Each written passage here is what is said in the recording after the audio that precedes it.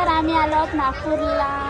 Hello मित्रांनो, तुम्हाला तर माहिती आहे आम्ही आहो नागपूरमध्ये आणि दिवसभर शॉपिंग करून आम्ही निघालो ताईच्या इथं जायला. दीक्षाभूमी ताईच्या इथून जवळच होती. मला तर खूपच एक्साइटमेंट होत होतं की मी कधी कधी जाते. मग घरी गेल्याबरोबर फ्रेश वगैरे झाली आणि मग बघा ना किती ड्रायरनी भ्यू सुकवत आहे मी, कारण मला सवय नाही आहे. तयारी करून आम्ही निघालो VR मॉलमध्ये जायसाठी. जाताना तर खूपच मस्त व्ह्यू वाटत होतं आणि मग चेक इन वगैरे करून निघालो फायनली VR मॉलमध्ये. हिला बघा ना, हिला तर पूर्ण स्पेशल ट्रीटमेंट. व्हिडिओ बनवते म्हटलं पण मागे बॉडीगार्डच होते.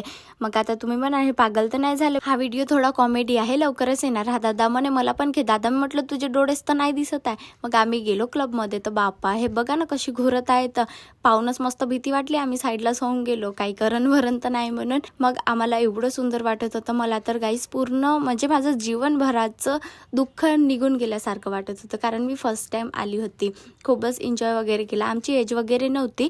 शुभेच्छाच्या जिजूचे कोणीतरी ओळखीचे होते, तर त्यांनी आम्हाला बोलवलं आणि 10 मिनिटासाठी आतमध्ये बघायला घेऊन गेले होते.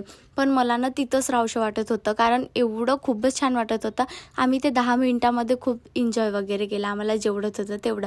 मग जास्त सेल्फ सर्व्हिस नाही होत आहे का, पण काही नाही गाईज, व्हिडिओसाठी तर एवढं करावं लागतं. भूक खूप लागली होती तर थोडं खाऊन घेतलं आणि मग निघालो आम्ही घरी जायसाठी. दुसऱ्या दिवशी गेलो आम्ही दीक्षाभूमीला. तर नेक्स्ट व्लॉग बघासाठी नक्की फॉलो करा. Bye bye guys.